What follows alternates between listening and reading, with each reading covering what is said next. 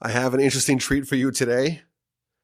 As you know, I have been working on a new book for many, many years. The book is titled Upon a 10-Stringed Harp, and just a few weeks ago it was finally published. It was finally printed, and I was interviewed by my dear friend Dan Coleman, who also serves on the board of Torch. He's the president of the board of Torch and has his own amazing podcast called the Shema Podcast, which I know many of y'all have listened to.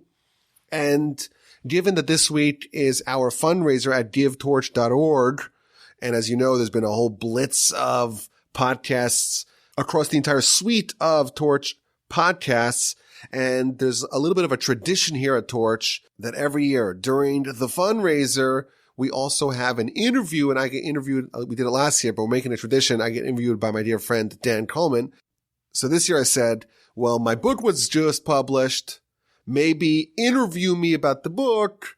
Maybe people are interested in hearing about it, what's it all about, what the subject matter is, and we'll give them a special extra episode in honor of the fundraiser at givetorch.org. If you have not yet supported our campaign, this is our only annual campaign. givetorch.org. Every donation is tripled. Thank you so much for your generosity and your friendship and your kindness. And as always, my email address is rabbiwolbe@gmail.com. And now to the interview, Dan Coleman interviewing me about my new book, Upon a 10-Stringed Harp. My friends, I have with us today Rabbi Yaakov Wolbe, host of the Jewish Life Podcast, Parsha Podcast, the Jewish History Podcast, the Ethics Podcast, and the Mitzvah Podcast. And my dear Rabbi, that I have so much gratitude for. Wait. What happened with Torah 101? Was it booted? And Torah 101. All my beloved podcasts, my beloved Rabbi, thank you so much, Rabbi, for joining us. It's such a delight to be here. I'm so glad to be in your office again. And thank you so much for interviewing me today. I'm really excited to be here. I appreciate it. And what I want to share with the audience is that you just recently released a book, your first book written in English for us regular folk. And it's called Upon a 10-String Harp. And I want to get in and talk about that because you lent me a copy, as there's only one copy here in the United States at this point, more to come, more that I know that you'll be sharing with your students. And I started to delve into this book and saw the structure of it. And I saw a lot of the lectures, pieces of the lectures that you've given to me over the years, but nicely, succinctly laid out and was really a macro architect of our life and what we do and why we do everything we do as a Jew. So I'll let you just, if you could, talk about why you wanted to write the book, what you saw as a gap or a void in the Torah literature out there that motivated you to write this piece. So thank you so much for having me, and thank you for your kind words about the book. The book, I started writing it in, I think, 2015 or 2016. It went through like 20 revisions and updates and various rounds of editing and proofreading and adding stuff and subtracting stuff and organizing it and structuring it. So it's really unbelievable for me to see it actually on your desk being printed and you're reading it and we're talking about it. So it's a real delight. What inspired me to write it? It's a very difficult question because it's almost like a journey, and you start off the journey and you have maybe a vision of what it's going to end up as, but ultimately it takes all these twists and turns. It takes on a life of its own. And the book that is on your desk is a very different book that I had originally envisioned. So my idea was, it was actually based upon, like you mentioned, there are some pieces of the podcasts. You've heard some of the ideas before, but it's all organized together. Right. I actually write in the acknowledgement section of the book, I thank all the podcast listeners for being the unwitting guinea pigs where I tested the ideas on. But the idea kind of developed when I prepared a series on the 10 elements or 10 components or 10 stages, 10 different types of emunah, of faith. It was a lecture series we must have done maybe 5, 6, 7 years ago. Right. And I really liked the idea. And the more I delved into it, the bigger it became. And I said, well, let's write a book. This is a great subject to write a book on. And eventually the subject matter broadened to include really what it's all about. We have Torah, we have mitzvos, and yes, we could talk about the divinity of the Torah, why we do it, and the lessons of what of how it impacts us. But on a very fundamental level, what is changing in me when I do a mitzvah? Like, what is actually being transformed in a person? What are the risks, so to speak, that I am avoiding with Torah mitzvahs? What is the big picture of what it's all about? That's how the book ended up. And it kind of, again, like I said, it just stretched itself out and expanded itself over the course of these, 20 iterations of the book. And I'm very happy with how it ended up. I can't say that I started off saying, hey, where's the void? It wasn't like, to be honest with you, someone asked me, he's like, well, who's the target audience? So my answer to that is intelligent Jews who are proficient in English, intelligent and people who are interested in ideas. That's the real answer. But I didn't start off saying, hey, there's an underserved population right, that they need this. I wrote it for myself. That's the true answer. This is the book that helped me iron out these questions. And I feel I'm very proud and privileged that it actually resulted in this book that's on your desk. I still can't believe it's true. That's still kind of surreal. But ultimately, that was my focus. And I wasn't thinking so much about the audience. It was more, what would be a book, A, that I would want to write? B, a book that I would want to read. And I'm really happy if it could be enjoyed by everyone. But I wasn't working like dictating from the top. Right. That this is the way things are supposed to be. When it comes to Torah, you're not doing testing and doing surveys and finding out demand. It's good Torah. It's Hashem's Torah. These are things Jews need to know. Get it out there. This was not A/B tested. Right. Exactly.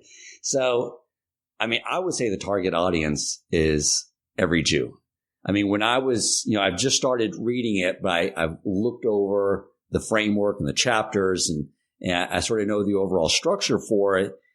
And all I kept thinking about was if every Jew read this, I don't care if they're fully observant or they never been observant. If they're fully observant, grew up in a Jewish community, it's going to bring so much more meaning to everything they do as a Jew. And if they've never been exposed to living a Torah lifestyle, they're going to know the benefit to living a Torah lifestyle. So my hope is that every Jew gets this book and reads this book. Yeah, absolutely. And I even wrote this in the introduction that someone's level of observance and background in Jewish knowledge and practice and observance, the content of this book applies across the board. Because, I went through the yeshiva system and there's little pieces of these ideas that you hear, you pick it up, you kind of pick it up from the environment almost in a yeshiva atmosphere, but to see it all organized in one place, starting with the questions, so to speak, that we begin the book. We begin the book with a series of questions. And over the course of the 33 chapters, the objective is to answer those questions satisfactorily and to build one painting that's just this one continuous narrative, this one flow that arrives at the answer. And then you could zoom out and see the whole picture and see how everything fits in together. That was what the book ended up becoming. And I do agree with you. And maybe I'm patting myself on the back a little too much, but I do agree with you that I think that there will be tremendous benefit for people who want to know what it's all about. If you're growing up observant, you do all the mitzvos. It's a lot of hassle. There's a lot of rules, a lot of details, and the book doesn't get into those questions. I didn't focus on any specific mitzvah or why we do it. It's all about the big picture, and that is you're a human. You got a body and a soul. You're gonna die. Where does Torah and mitzvos and your soul and the afterlife and your pre-life, where does it fit into this whole picture? Right. And kind of putting all of those pieces in place, understanding what you're made up of, what happens, what's the dynamic with the body and the soul and the Yetzer Hara, and how does a mitzvah affect it, and how does Torah affect it, and how does a sin, God forbid, affect it, and how it all works and how it all interplays with each other. That's the objective. The reason I love this is because I'm a top-down guy. It's the way I always approached every field of study, from economics to Torah, because when you learn things like halakha, which has been a big focus of mine last year, and I learned, for instance, last year that if it's raining on Shabbos, grab the raincoat, don't walk outside and open up the umbrella. But to know why that one act, that choice of the raincoat versus the umbrella is going to make such a huge difference on my life and fulfill the sort of mission that we have here. And that's what you're sort of doing is you're painting this infrastructure, this architecture for why we do everything we do. And I will say too, the one of the things I love about it is my very first rabbi in my life, before I met you, before I knew about the Torch Center, I didn't think there was any Torah observant Jews in the state of Texas. I bought a Tanakh with no commentary, tried to delve into Parsha, got lost, came across a book by Ramchal called The Way of God. And I read that, and I read everything that Ramchal wrote, or I read a lot of what Ramchal wrote. And the way he wrote, I loved it because it was very linear. He used just the right amount of words to convey the idea and nothing extra. And he just layered on one idea after another idea so the reader could absorb it. And when I was reading your book, I was like, it's exactly what you're doing. And I love it because there's such deep concepts that you want to convey an idea very clearly. You provide a nice summary in the chapter so the reader knows, digest this, savor it in your mouth and digest it. Now go to the next topic. And you're layering on these ideas, which are so crucial for the reader to really absorb what they're reading. So in the end, they haven't just read your book. They've absorbed these ideas into their daily life. Well, that's, of course, a very high praise. The Ramchal wrote like 150 books, and he passed away before he was 40. So I imagine he didn't have much time to add all those extra words. He had to be very sparing in his use of words. But of course, that's the highest praise I've ever gotten in my life. So thank you so much for that. But that was the objective. The objective is, I even wrote this in the introduction, that I'm not going to, I had to withhold the temptation to add all kinds of extra filler stuff. I cut that all out. They say that many books could just be an essay and many essays could be a tweet. You've heard that line? Right, yeah. So I didn't do any of that. It wasn't like I had my book and then I added stuff. I had the book and I just cut and cut and cut ruthlessly until you ended up with what you have. And someone asked me, what's the book about? I said, well, if I tell you what the book is about in its entirety, it would take me 85,000 words because that's how many words are in the book, because I tried to cut out anything that was extra. I don't know if I succeeded or how well I succeeded, but I appreciate that. But again, besides for just the precise use of words that I strove for, the ideas are really built upon each other. We start off the book with a series of questions, and it's all based upon teachings in the Talmud and the Midrash. We take like a teaching in the Talmud and we analyze it, ask questions, and try to understand what the essential idea being conveyed there, and use that as a building block for the next idea and the next idea and the next idea until eventually you can see the entire edifice, the entire structure. And again, I don't think I've been praised like this in my entire life. I probably have to delete this from the podcast. It'll just get to my head.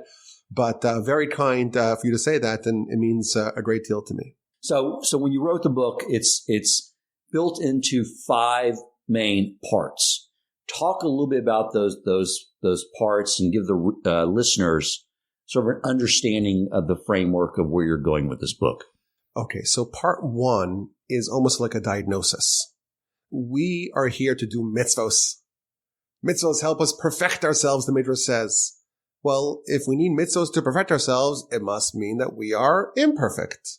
There's something wrong. There's something lacking. There's something flawed about us. So part one, I think it's 7 chapters, is dedicated to trying to diagnose and isolate exactly what it is that's wrong. Where is the flaw? Where does it lie? And what are the potential dangers if we allow this flaw to be unaddressed? If we allow this malady, whatever it is, this flaw that Torah mitzvahs are coming to fix, if we allow it to run amok, what's going to go wrong? That's part 1. Part 1 is almost a diagnosis. Part 2 is dedicated to the solution. So we say that we have Torah, we have mitzvahs to perfect ourselves. We know in part 1 why we need to perfect ourselves. Part 2 is, okay, how exactly are Torah and mitzvahs a tailored solution? How do they, so to speak, interact with the problem, so to speak, that is presented in part one. So I like to think of this as, you have a physician. Someone goes to visit a physician. Right. And they have a problem. They have an ailment. So the physician says, well, you have this and this illness, something-itis, never heard of it.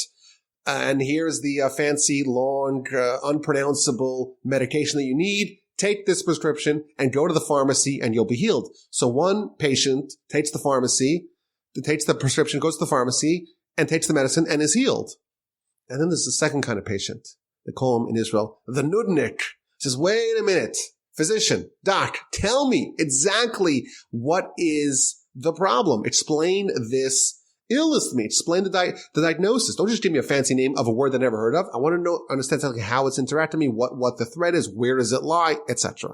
And then, here's the prescription. Tell me, how is the prescription going to be interacting with the disease? Where else is it going to affect me? How is it going to change me? What exactly is the mechanism, so to speak, of this remedy?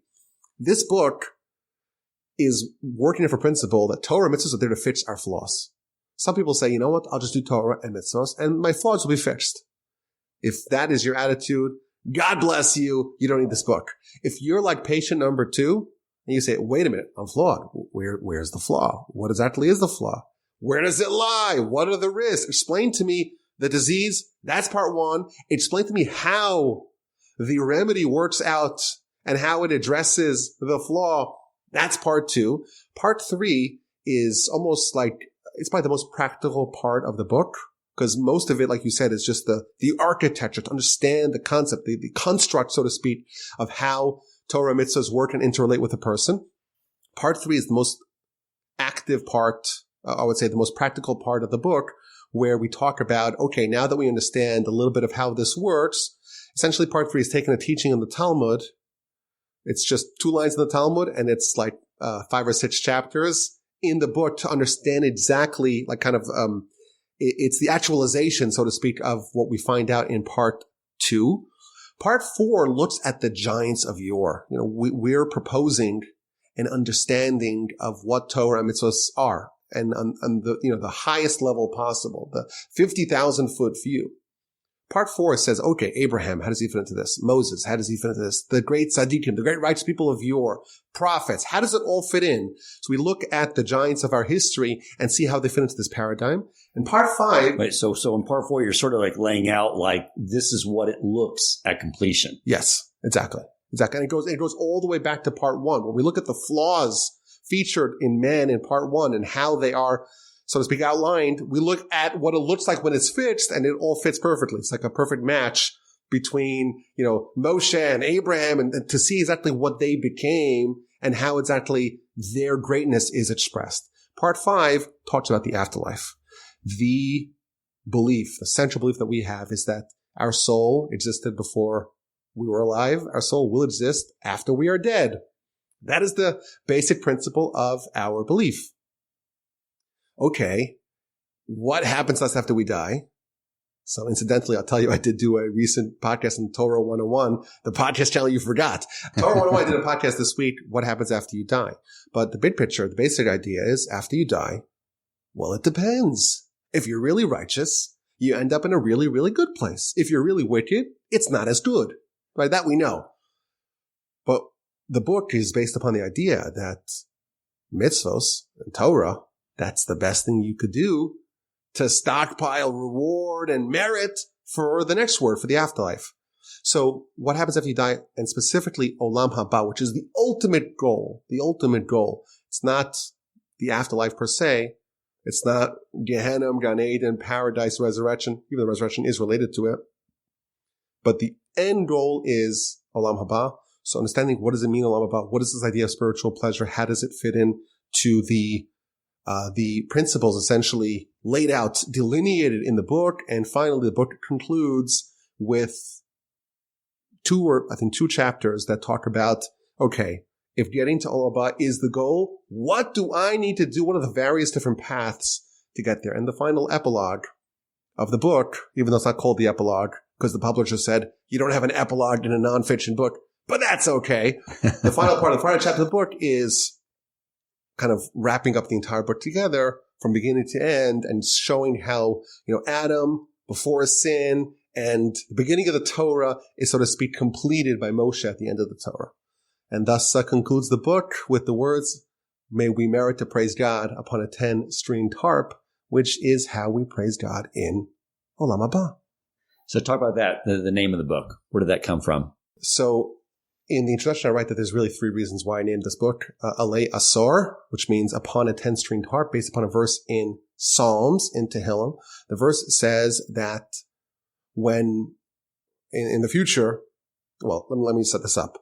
Where the verse talks about singing the praise of God in the morning, saying over God's kindness, in the morning to say over God's kindness, and your faith in the night, alei asor v'ali navel, upon different musical cymbals, musical instruments. So one of them is called an asor, which is a 10-stringed harp, and then a navel, and then a kinor, a hidayon, and a kinor, different musical instruments that we're going to praise God with.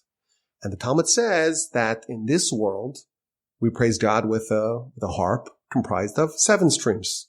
And then in the Messianic times, we'll praise God with a harp comprised of 8 strings. Oh, and in Olam Haba, we're going to praise God upon a 10-stringed harp. We're going to praise God with a 10-stringed harp, alei asar, with a 10-stringed harp. Well, this whole book is based upon the principle that we're going to Olam Haba. We want to make sure we get there. We want to make sure we end up praising God with a 10-stringed harp. That's the first reason why I got this title. The second reason is because it's a little bit of a tribute, to the idea that kind of is at the roots of the book, and that is that those 10 levels of faith, those 10 levels of emunah that I talked about, which even though that was the initial, so to speak, seed that germinated into the book, all of those ideas are actually found in the book. Kind of scattered throughout the book, you can find these 10 different types of faith. It's kind of embedded in the book itself. So upon a 10-stringed harp is kind of invoking, it's like an homage, as they say, to the original theme of the book. Moreover, my grandfather, blessed memory, he wrote a famous book. He wrote many books, but one of his famous books is called Alei Shur, which is not, it's a different word, which means on top of a shur. What does a shur mean? Shur means a wall, a rampart. And this is talking about how the girls were looking at Joseph from atop the rampart. He's being paraded through the city, and everyone wanted to get a glimpse of Joseph. And therefore they climbed on top of the ramparts to see him. Now in Hebrew, alei shur, it's spelled the same word, alei is the first word, which means upon, and shur means a wall upon the rampart. But this is asor, which is a totally different word, but it looks kind of similar, and it is a little bit of a wink and a nod and a tribute to my grandfather's book, because my grandfather had such a big impact on my life. And finally, there is an ancient tradition going back to the times of the Mishnaic era to have a title of a book that somehow invokes your name. And alei asar, upon a 10-stringed harp, is the exact gematria of Yaakov ben Harav Avraham Volbe Jacob. That's me, the son of Abraham Wolbe. And therefore I said, it's too good to be true. The exact gematria, this is the name for the book. Are you thinking about book 2? I know you're planning. I know you're ambitious. So I know you're still probably reveling in the excitement that this book is just hitting the U.S. shores soon for dissemination. But are you thinking about ideas as you wrote this? Like, what would be a next challenge or a next idea you'd like to get into writing? So the quick answer is yes. Not only that, I started writing it, but what I'll tell you is like this. When you write a book, so I've been told, and I really buy this, that the closest thing a man can get to having a baby is writing a book. Now, writing the book is one part of the process. And my contribution to that is, if writing a book is like having a baby, then publishing a book is like raising a teenager. Because, like you're dealing with, trying to find all the typos, and you're proofreading it again and again and again. You're just making minor improvements, and you deal with a lot of frustration because things are out of your hands, and so. And also, you're also dealing with things that are out of your expertise. Like, I don't know anything about book covers and The titling was something, even though now it's amazing. The right title, I know that for sure, but to come up with the right title, the finalized title, like I, for example, liked Upon a 10-stringed harp much more than With a 10-stringed harp, even though it's kind of, both of them are good translations of Alei Asar. I felt like Upon a 10-stringed harp had a little bit more gravitas to it. So I switched the title kind of, at the end of production. But you learn a lot about how this is done. Publishing for like a Torah audience or a Jewish audience, it's such a small little niche that it's not really a moneymaker. I even had to get donations to people to cover the expenses of just publishing the book. So I'm not thinking about you said basking, the reveling in the glory. I'm not really thinking about it. I almost felt, and this may sound strange, but I felt like I had no choice but to write the book. It was almost like I was compelled to do something that was just a terrible idea, but I was compelled to do it. And you don't even understand why why am I doing this? Honor, it's not going to give me so much honor. Prestige, I don't think so. I'm not going to make a lot of money off it if I make anything off it. It's a ton of work. Right. Why do you do it? I could just make a podcast and it'll get a pretty decent audience, I think, I hope. So why do it? It's almost like I had no choice. I had no choice. I felt that this was burning in me, and there was no way for me to ever be satisfied about this unless I wrote it. Right. Now, my new book. Am I breaking news here? Are we yes, breaking news? Breaking news. The new book is a very different structure. This book, it's not a collection of isolated ideas. There's almost no isolated. There's a few ideas maybe that popped up that I put in the footnotes, but it's not an isolated ideas. It's not like, oh, these ideas are just nice ideas. Let's put them all on a book.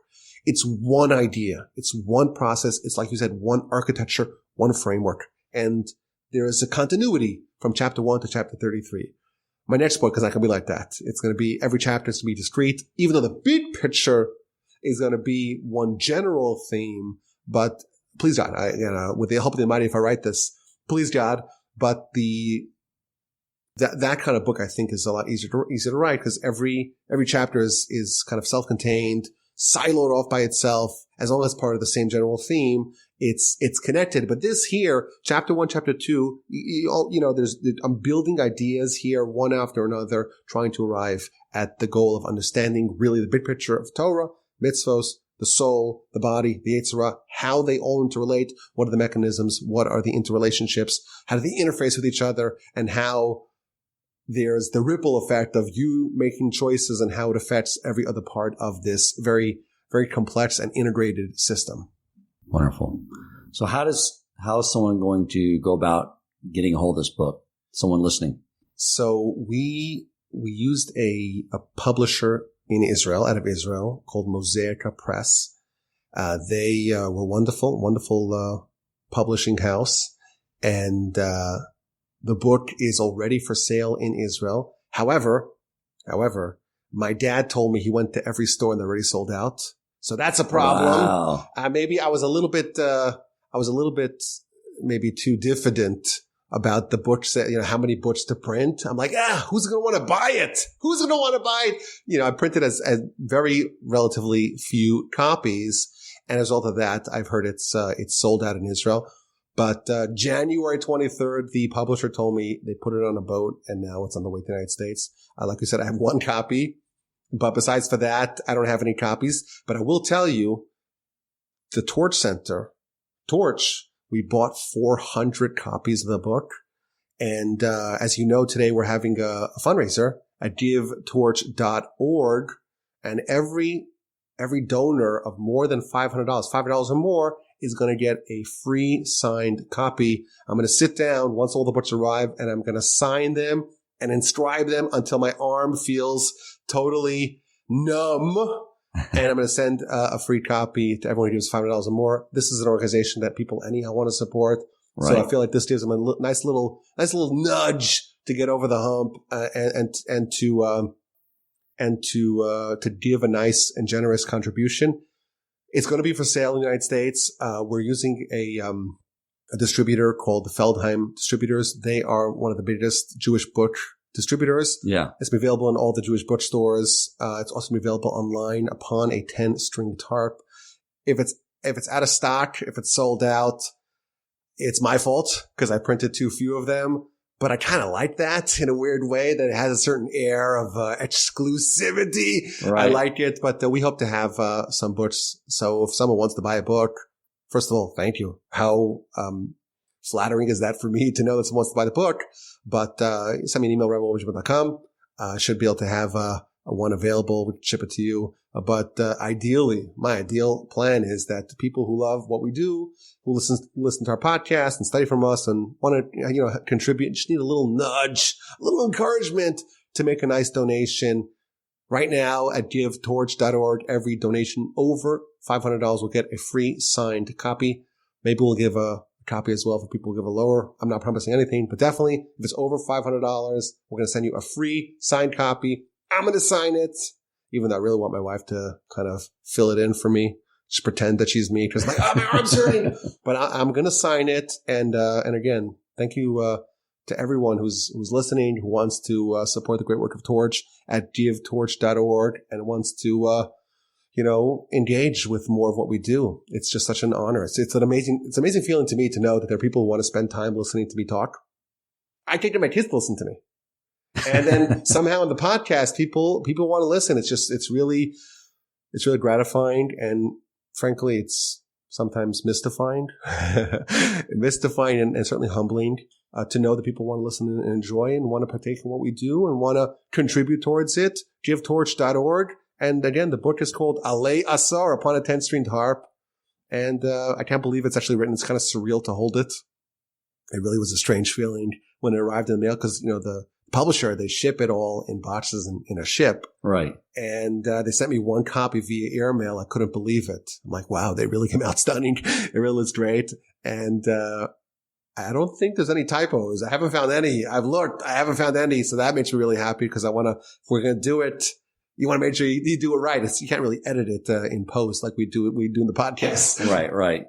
Well, I'm very excited to finish reading the book. I mean, just looking over it, I see those lectures and pieces over the years I've heard from you, and to have it all organized. I can assure the listeners that this is a book that will have a very meaningful impact on their life. Well, provided that they read it. Now, I want to warn everyone. I don't want to be under false pretenses here. I don't think it's the easiest book to read. It's not like someone told me when I gave an early manuscript to someone, it's like, this is not the kind of book you kick back your feet on the couch and you just read with half an eye, while munching on something. This is a real book you got to study. So I don't want people to think that this is like a nice Malcolm Gladwell where I'm going to tell you nice stories. This is a book you got to work. We're working through real big questions together. But I do agree with you, and I hope I'm not being too hubristic, that if someone does read it and dwell upon the ideas that we talk about, it'll be very transformational. And I will remind the listener that the way you structured it was you really did take one concept at a time, really explained it well. You write a nice summary. The reader can, close the book, contemplate that one idea, absorb it, and go to the next one. And the way you structure it, you are taking very lofty concepts and giving it to us in a way that we can internalize it. So I appreciate that. Well, thank you. And I appreciate everything you've done for Torch. I've been listening to your podcast from the very early days. I think I've been learning from you now for 10 years now? Something like that. Very close. About to reach my 10-year anniversary here at Torch. Yeah. in April. So it's, and beyond just absorbing all your podcasts, but the level of responsiveness to all my questions, especially early on. Last night I was having a scotch and a cigar, and I remember like 7 years ago, as I was just learning kosher from you, you told me that we don't eat bugs. Our deal is we don't eat bugs. We don't eat them. They won't eat us when we die. Remember that? You told me that. And I was like, okay, no bugs. And I got a nice bottle of scotch, and I was sitting on the back patio. I cut my cigar, lit it up, and I looked at my scotch, and there was a bug in it. I don't know if you remember this, but I remember I texted you, one of my 911 texts. Rabbi, there's a bug in here. Do I throw it out? The ice is melting. Time-sensitive situation. Please help. And you immediately responded back, just take the bug out, throw it out, enjoy the scotch. But that is what Rabbi Wolbe did for me, like nonstop, and for so many people. And that's what all the rabbis at Torch do. So please definitely support this organization as we do our one-time-a-year fundraiser to keep the lights on for another year. What's the website again, Dan? You tell me. GiveTorch.org. I want to point out, just to your scotch with the bug question, the R in Torch. You know what the R in Torch stands for? What's that? So it's Torah Outreach, Torch, Resource Center of Houston. So the actual name of Torch is a resource, and that's what we strive to be a resource for our listeners, for our students. Everyone who reaches out to me knows that I get back to every email. Sometimes it takes a while, every email. Most of you already have my cell phone number. If you don't, I don't know. Why don't you have my number? Most of you already have it. And, I answer texts every single day. So don't hesitate to reach out. We're a resource. It's in our name. And the only way we can be such a resource is thanks to your generosity at givetorch.org. Dan, it was such a joy being here. Thank you so much for reading the book and saying such nice things and for interviewing me here today. And I really appreciate it. Thank you, Rabbi. Thank you for being here, being on the show, and for writing this book and everything you do for the Jewish people. Thank you.